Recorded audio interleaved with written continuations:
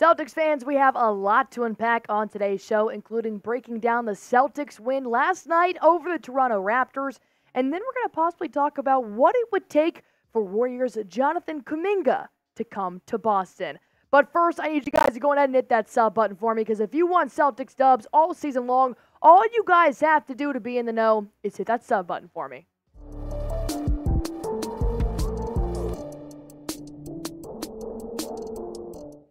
"105-96, that's music to my ears. The Boston Celtics did beat the Toronto Raptors last night.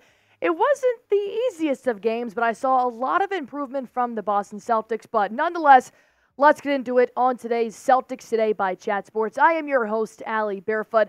And of course, I got to start talking about the MVP contender, Jayson Tatum. No Jaylen Brown last night as he was ruled out of the ball game, but to break down Jayson Tatum's stats from last night, of course he did have 19 points, not his flashiest game in the box sheet, but 14 rebounds was essential going up against Toronto Raptors, 36% and 16%. I mean, those are just ugly percentages, but I want to talk about what Jayson Tatum did for the Boston Celtics in the third quarter. There was no RJ Barrett, there was no Emmanuel Quickley, but the Celtics had a slight deficit to the Raptors. So what did Tatum do? He put his stank face on, and he started to get hot. Not only in his shooting, but as an assist as well. He was playmaking abilities. Jayson Tatum single-handedly brought the Celtics back in the third quarter when they could have easily dug themselves into a hole, which they have done in the previous games.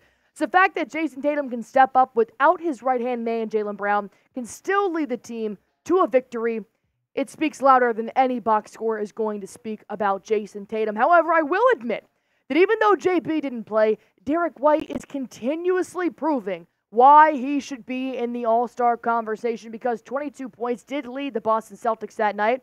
2 rebounds and 1 assist, that's fine.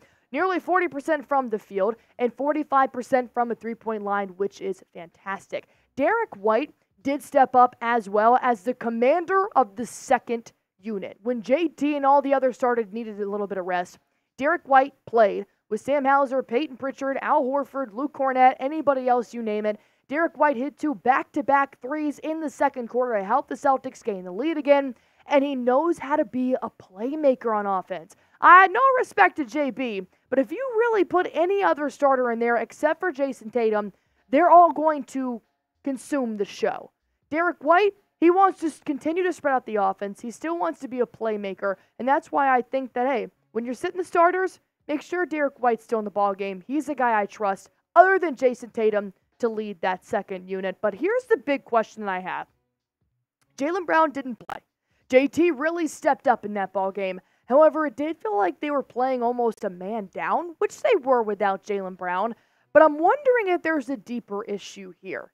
Do the Celtics need more help at the wing position? Of course, you got a fantastic backcourt with Derek White and Drew Holiday. I'm not really worried about the shooting guard, point guard position. I'm really kind of looking at that forward position, more importantly, the wing. I want to know if you guys think the Boston Celtics need a little more help at that position. If JT were to get hurt or JB were to sit out, anything like that, go on ahead and comment it down below. Because speaking of that, we're going to be breaking down a very hot name in the NBA trade market right now. Warriors, Jonathan Kuminga. I'm going to break that down here in just a few seconds. But first, I do want to get you guys hip to the #1 daily fantasy sports app in America right now, and that is Prize Picks. I have not had this much fun putting money down on a game since I don't know when. Prize Picks is super easy. All you have to do is put down 2 to 6 players and just pick more or less on their projected stats, and you can win up to 25 times your money on any entry. It's literally that easy. And especially going on right now, we do have NFL playoff games, and there's nothing more critical than making sure you play at your best. So, of course, I pick more. Life's too short. I always pick more. Brock Purdy to have more than 266.5 passing yards against Jordan Love and the Packers this weekend. And then I took Jordan Love to have more than 249.5 passing yards. The rookie, not necessarily the rookie, I guess, just the young QB.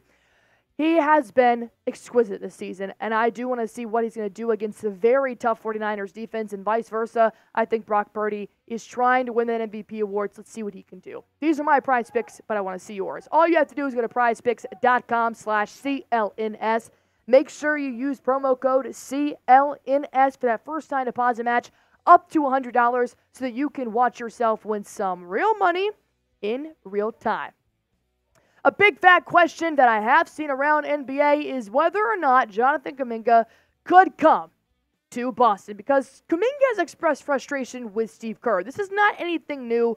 A lot of Warriors have expressed that something's not clicking in Golden State this season.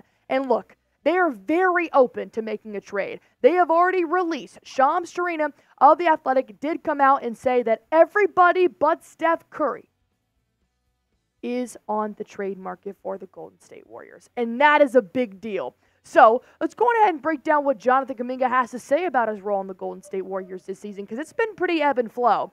He said, yeah, I'm a difference maker. I know I am, but it's not up to me to do certain things. How can I say it? It's not up to me to control my minutes. I feel like I've done that, but the last voice, it's not mine. And it's not easy because I know how to score the basketball. I know how to pass. I know how to do different things on the floor. But it's about putting all that together. With the people we have on the floor, it's just tough to put it all together. And I'm just trying to figure out how to manage that right now. Look, off the rip, this scenario can only play out if the Warriors suffer an injury and or continue to fall further out of playoff contention and just punt the season. But I do think the fact that they have said that they are open to talking about everybody but Steph Curry is huge news for the Golden State Warriors.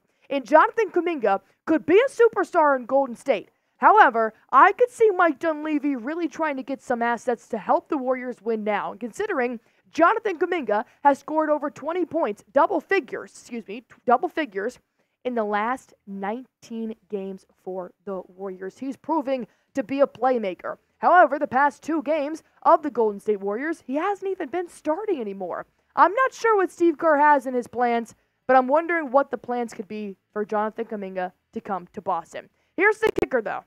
The Celtics do not have to give up a single name on their roster. The Celtics would receive Jonathan Kuminga at a whopping $6.2, $6.3 million a year right now. And the Warriors get that ever so helpful $6.2 million trade player exception for Grant Williams that Brad Stevens has kept in his back pocket. Or a 2026 first-round pick, a 2024 second-round pick, and you could do either one here, depending on what Mike Dunleavy and Brad Stevens were to cook up. This could be pretty exceptional. You can do either one here. You can give up the 2024 second-round pick, or you can give up the 2026 first-round pick here. But here's what I'm thinking.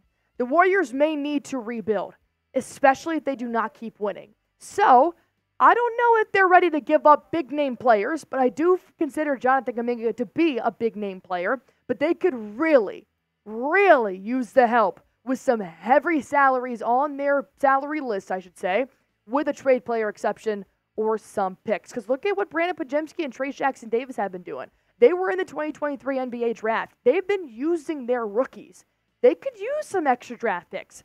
Overall, I love everything about this trade. I love Jonathan Kuminga this season, and I think he could be a key piece in Joe Mazzula's offense. Would you accept this trade?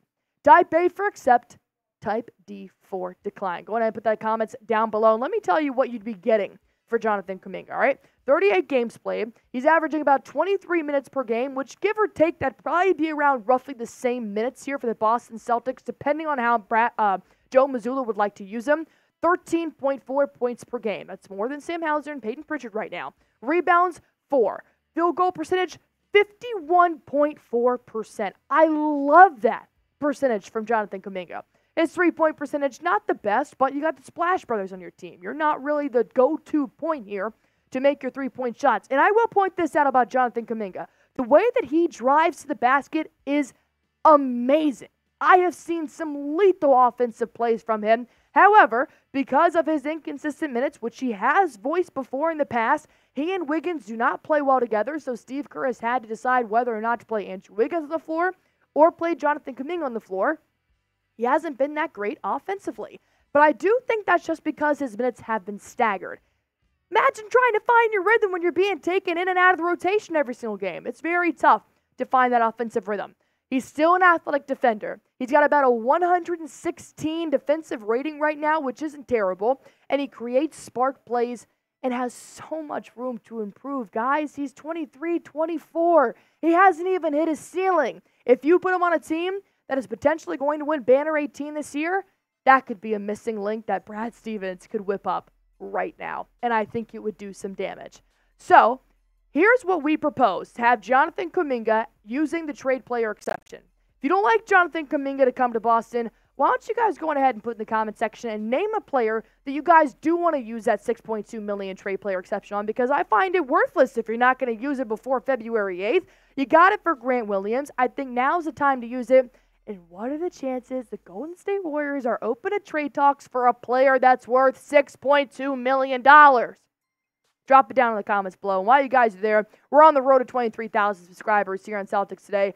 Go on and hit that sub button for me. We're going to be live on Wednesday against San Antonio Spurs. We're going to be live against the Denver Nuggets on Friday. I do not want you guys to miss it. Turn on that bell icon and hit that sub button for me.